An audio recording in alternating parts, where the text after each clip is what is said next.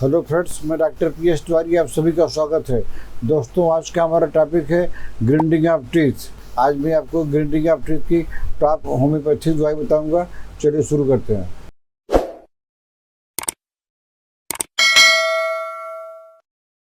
दोस्तों, grinding of teeth जो है बच्चों में कॉमन होता है, क्योंकि अगर बच्चों में वार में है तो ग्राइंडिंग ऑफ टीथ होगा ही होगा, इसके लिए कोई चिंता की बात नहीं है।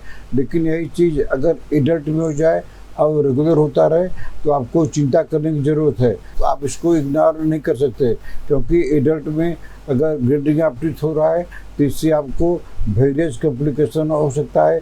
जैसे आपको हेडेक रहेगा, आपको जो है कान में दर्द रहेगा, आपको जॉ पेन रहेगा और आपका जो है डेंटल डैमेज होगा। इसलिए अगर एडल्ट में यह प्रॉब्लम होती है तो आपको सीरियस हो जाना है, आपको ट्रीटमेंट करना है।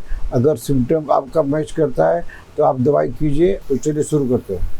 दोस्तों, पहली दवाई का नाम है सीना। सीना आप जानते हैं कि सीना जो है बच्चों की दवाई है।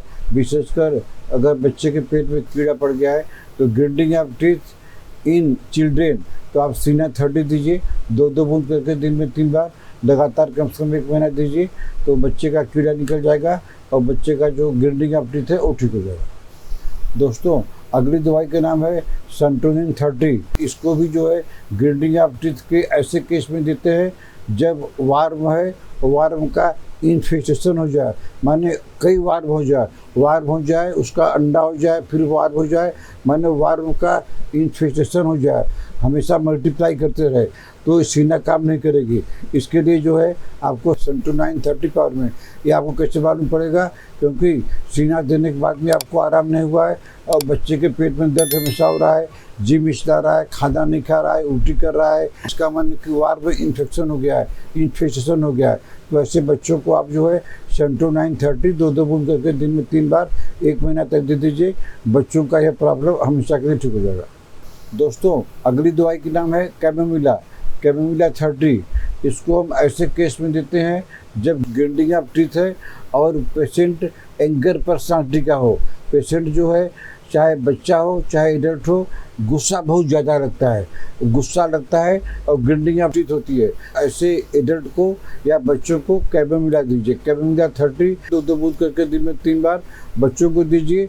अगर एजेड में प्रॉब्लम होती है तो कैमोमिला 200 एक डोज डेली दीजिए, तो एंगर भी ठीक हो जाएगा और ग्राइंडिंग ऑफ टीथ भी ठीक हो जाएगा। दोस्तों, अगली दवाई का नाम है पोडोफाइलम। इसमें क्या होता है कि इसमें ग्राइंडिंग ऑफ टीथ तो होता ही है रात में, लेकिन पेशेंट जो है गम्स के ऊपर दबा के रखता है, प्रेसिंग द गम्स। तो ऐसे केस में पोडोफाइलम 2-2 बूंद करके 1 बार डेली दीजिए, तो पेशेंट का यह प्रॉब्लम ठीक हो जाएगा। लेकिन इसमें ग्राइंडिंग ऑफ टीथ गम से होता है, हमेशा गम्स को दबा के रखना पड़ता है, उससे पेशेंट को आराम मिलता है।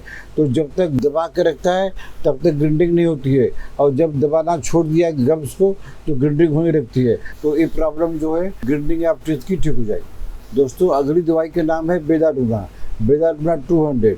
इसमें क्या होता है कि ग्राइंडिंग ऑफ टीथ तो होता ही है जब बच्चा सोया रहता है तो उसके हेडेक रहता है। जब बच्चा सो के उठा और दांत जो है घिस रहा है, ग्राइंडिंग कर रहा है और बोला दर्द हो रहा है, भयंकर दर्द हो रहा है, तो ऐसे बच्चों को आप बेदाडुना दीजिए। बेदाडुना 200 2-2 बूंद करके आधे घंटे पर 4 बार दे दीजिए। बच्चे का ग्राइंडिंग ऑफ टीथ तो ठीक हो जाएगा, और जो उसके साथ में सोने के समय जो हेडेक हो रहा है और हेडेक के समय ही उठ के बैठ जाता है, तो बेदाडुना 200 आधा घंटा पर 4 खुराक दीजिए। बच्चे का हेडेक ठीक हो जाएगा और ग्राइंडिंग ऑफ टीथ भी ठीक हो जाएगा। दोस्तों, अगली दवाई के नाम है एसाफिल्टा 30। हम ऐसे केस में देते हैं जिनको ग्राइंडिंग ऑफ टीथ है लेकिन हिस्टीरिया पेशेंट है। अगर हिस्टीरिया के पेशेंट में ग्राइंडिंग ऑफ टीथ हो रहा है तो आपको चिंता करने की ज़रूरत नहीं है। आप जो है ऐसे पेशेंट को एसाफिल्टा 30 2-2 बूंद करके दिन में 3 बार लगातार 1 महीना दीजिए। पेशेंट का हिस्टीरिया भी ठीक हो जाएगा, पेशेंट का ग्राइंडिंग ऑफ टीथ भी ठीक हो जाएगा। दोस्तों, अगली दवाई का नाम है प्लेंटेगो 30।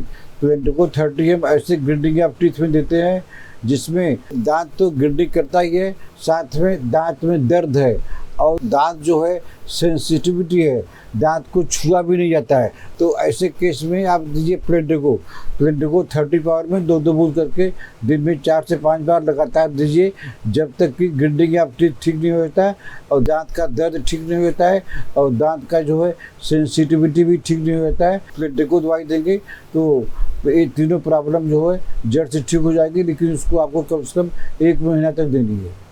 दोस्तों अगली दवाई का नाम है आर्सेनिक एल्बम 30। जैसा कि आप जानते हैं कि आर्सेनिक एल्बम जिस पेशेंट को ग्राइंडिंग ऑफ टीथ है और विथ एंजाइटी है, तो ऐसे पेशेंट को आप दीजिए आर्सेनिक एल्बम 30 पावर में 2-2 बूंद करके दिन में 3 बार लगातार दीजिए। अगर एजेड पर्सन है तो उनको जो है आर्सेनिक एल्बम 200 2 बूंद सुबह शाम 2 हफ्ता दीजिए। ग्राइंडिंग ऑफ टीथ के साथ में जो एंजाइटी होती है, एंजाइटी भी ठीक हो जाएगी और ग्राइंडिंग ऑफ टीथ भी ठीक हो जाएगा। तो दोस्तों आज मैंने आपको ग्राइंडिंग ऑफ टीथ के विषय में कुछ होम्योपैथिक दवाई बताया। अगर आपको ट्रीटमेंट लेना है तो आप हमको व्हाट्सएप में मैसेज करके अपना अपॉइंटमेंट बुक कर सकते हैं। आशा आपको हमारा आज का वीडियो पसंद आया होगा। इसको लाइक कीजिए, शेयर कीजिए। अगर आपने हमारा चैनल अभी तक सब्सक्राइब नहीं किया है तो सब्सक्राइब कर लीजिए। तब तक मिलते हैं आपसे अगले ऐसे किसी वीडियो में। नमस्कार।